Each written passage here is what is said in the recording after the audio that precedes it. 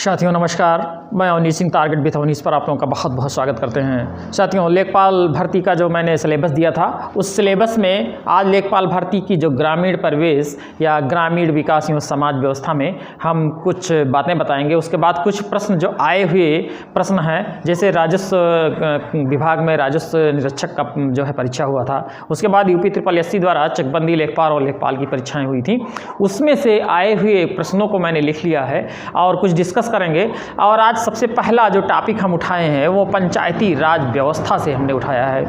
पंचायती राज व्यवस्था बहुत ही इम्पॉर्टेंट है। ये पंचायती राज व्यवस्था ये ग्रामीण विकास में ही न केवल बल्कि ये किसी भी कंपटीशन में पंचायती राज व्यवस्था से प्रश्न आते ही आते हैं। पंचायती राज व्यवस्था वास्तव में ये भारत को विकेंद्रीकरण शक्ति देने के लिए ग्राम स्तर पर शक्ति, ग्राम स्तर पर जो विकास हो उसी के प्रयत्न में ये पंचायती राज व्यवस्था लागू की गई थी। पंचायती राज व्यवस्था 73वें संविधान संशोधन द्वारा सबसे पहले ये जो है राजस्थान के नागौर स्थान पे लागू किया गया। ये पंचायती राज व्यवस्था बलवंत राय मेहता समिति के द्वारा त्रिस्तरीय व्यवस्थाएं बनाई गई। त्रिस्तरीय व्यवस्था का मतलब ग्राम स्तर पर ग्राम पंचायत, क्षेत्र स्तर पर जो ब्लॉक स्तर पर क्षेत्र पंचायत और जिला स्तर पर जिला पंचायत व्यवस्था बनाई गई। इसी को त्रिस्तरीय व्यवस्था कहा गया और ये प्रत्येक विधानसभा को ये पावर दिया गया कि अपने राज्यों में ये त्रिस्तरीय व्यवस्था बनाया गया। जिसमें से बहुत ही महत्वपूर्ण प्रश्न ये है कि सबसे पहले ये राजस्थान में शुरू हुआ और 1962 में ये शुरू हुआ ये व्यवस्था, और उसके बाद आंध्र प्रदेश में और फिर पूरे देश में ये व्यवस्थाएं लागू की गई।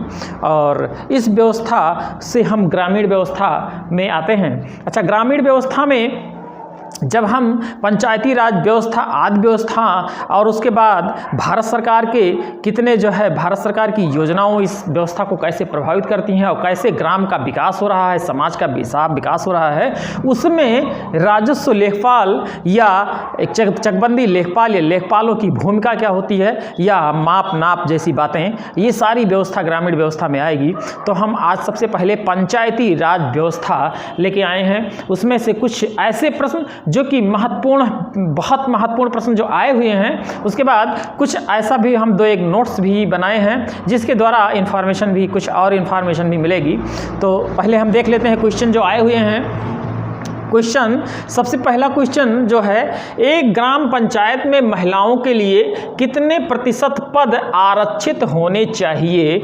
ये कितने प्रतिशत पद आरक्षित होने चाहिए? इसमें 4 विकल्प दिया है, 10%, 20% और 33% और 50%। अभी तक पंचायतों के लिए 1/3 भाग, उत्तर प्रदेश में 1/3 भाग, यानी ये सी वाला विकल्प इसका सही है। इसका सी विकल्प सही है कि 33% भाग आरक्षित होने चाहिए। ये महिलाओं के लिए है। ये बहुत ही इंपॉर्टेंट है और यह प्रश्न कई बार आया हुआ है और जगह आया और कंपटीशन में भी आया हुआ ये प्रश्न है। फिर अगला प्रश्न है, तहसील स्तर पर सरकारी निकायों को क्या कहा जाता है? तहसील स्तर पर सरकारी निकायों को क्या कहा जाता है? जिसमें 4 विकल्प है, पंचायत समिति, ग्राम सभा, ग्राम पंचायत और नगर पालिका। तो जिसमें तहसील स्तर पर पंचायत समिति इसका आंसर होगा।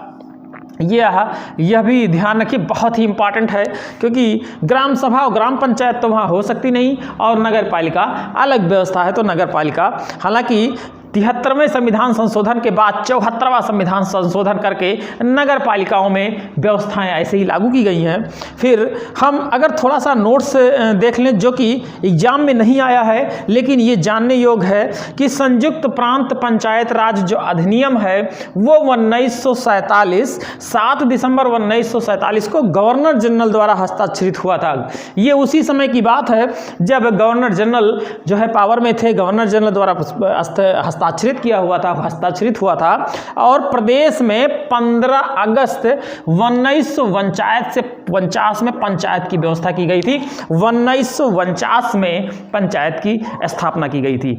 हालांकि अभी हम आगे बताएंगे कि नीति निर्देशक तत्व में भी आर्टिकल 40 या आर्टिकल 40 में भी पंचायतों की व्यवस्था की गई है। और ये 73वां संविधान संशोधन, और जो ये संशोधन है ये 243 आर्टिकल 243 में दिया गया है, आर्टिकल 243 में दिया गया है, जो कि कई काखा गाघा टाठा डाठा के रूप में कई दिए गए हैं, चाछा जा। तो वो हम जब राज्य व्यवस्था बताएंगे, आगे बढ़ाएंगे, आपको पढ़ाएंगे, तो उसमें कहेंगे। आज हम केवल लेखपाल भर्ती से जो आए हुए प्रश्न हैं उस पर डिस्कस कर रहे हैं, और इससे मिलते जुलते सवाल जो कि आने की संभावना है उसको भी हम डिस्कस कर रहे हैं। जैसे कि यहाँ हमने बताया कि 15 अगस्त 1949 को पंचायतों की स्थापना हुई। 15 अगस्त 1949 को पंचायतों की स्थापना हुई। उसके बाद 1950 के बाद ये पूरे देश में लागू हुआ। फिर अगला प्रश्न है कि एक व्यक्ति के लिए पंचायत का सदस्य, एक व्यक्ति के लिए पंचायत का सदस्य बनने की न्यूनतम आयु सीमा कितनी होनी चाहिए? न्यूनतम आयु सीमा पंचायत के लिए कितनी होनी चाहिए?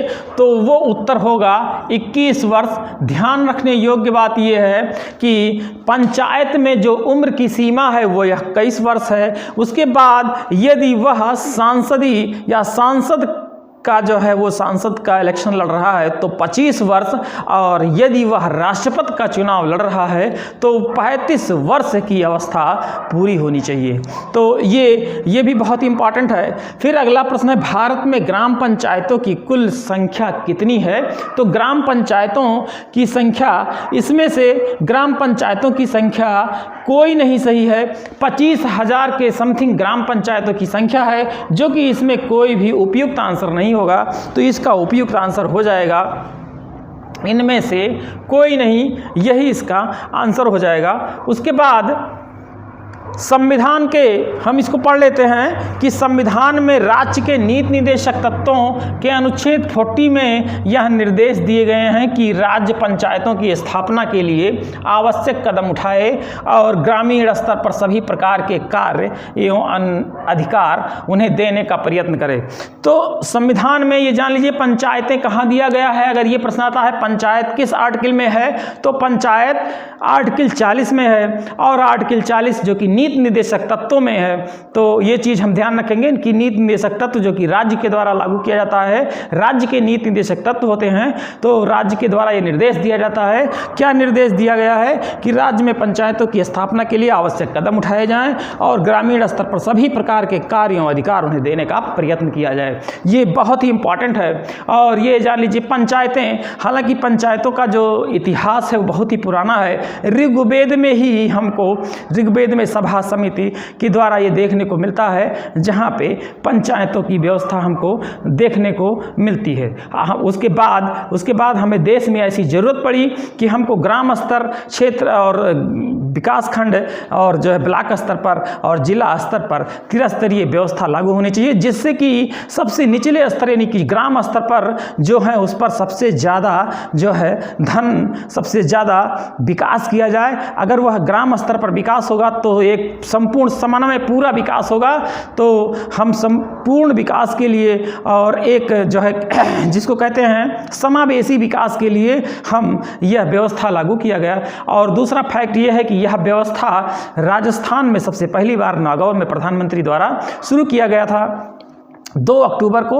और तीसरे फैक्ट जो कुछ नई जानकारी है वो आपको मैंने दिया। और ये 49 में 15 अगस्त 1949 में पंचायतों की स्थापना हुई है। तो ये कुछ अतिरिक्त फैक्ट हैं। बाकी मैं क्वेश्चन को एक बार फिर रिवीजन करता हूँ कि एक ग्राम पंचायत में महिलाओं के लिए कितने पद आरक्षित होने चाहिए, तो उसका उत्तर होगा 33%। फिर अगर अगला प्रश्न देखते हैं, तहसील स्तर पर सरकारी निकायों को क्या कहा जाता है, तो उसे पंचायत समिति कहा जाता है। और फिर एक एक नोट करके मैंने एक जानकारी दी है कि संयुक्त प्रांत पंचायत राज अधिनियम 1947 7 दिसंबर 1947 को गवर्नर जनरल द्वारा हस्ताक्षरित हुआ और प्रदेश में 15 अगस्त 1949 को पंचायतों की स्थापना की गई। यह बहुत ही इंपॉर्टेंट है। फिर अगला प्रश्न है, एक व्यक्ति के लिए पंचायत के सदस्य बनने की न्यूनतम आयु कितना है? तो वह 21 वर्ष। फिर अगला है, भारत में ग्राम पंचायतों की कुल संख्या कितनी है? तो वह 25,000 के समथिंग है, जो कि इन चारों विकल्पों में कोई सही नहीं है, इसलिए उपयुक्त में से कोई नहीं। तो फिर इसमें भी हमने एक नोट करके एक जानकारी दिया है कि संविधान के राज्य के नीति निर्देशक तत्वों के अनुसार आर्टिकल 40 अनुच्छेद 40 में यह निर्देश दिए गए हैं कि राज्य पंचायतों की स्थापना के लिए आवश्यक कदम उठाए और ग्रामीण स्तर पर सभी प्रकार के कार्य एवं अधिकार उन्हें देने का प्रयत्न करें। तो ये चीज़ हो गई। और फिर हम 73वें और 73वां संविधान संशोधन में ये सारी बातें कही गई हैं। जो ग्राम स्तर की बातें कही गई हैं वह सब 73वें संविधान संशोधन में है, और जो नगर पालिका से संबंधित कोई बातें कही जाएंगी वह 74वें संविधान संशोधन में कही जाएगी।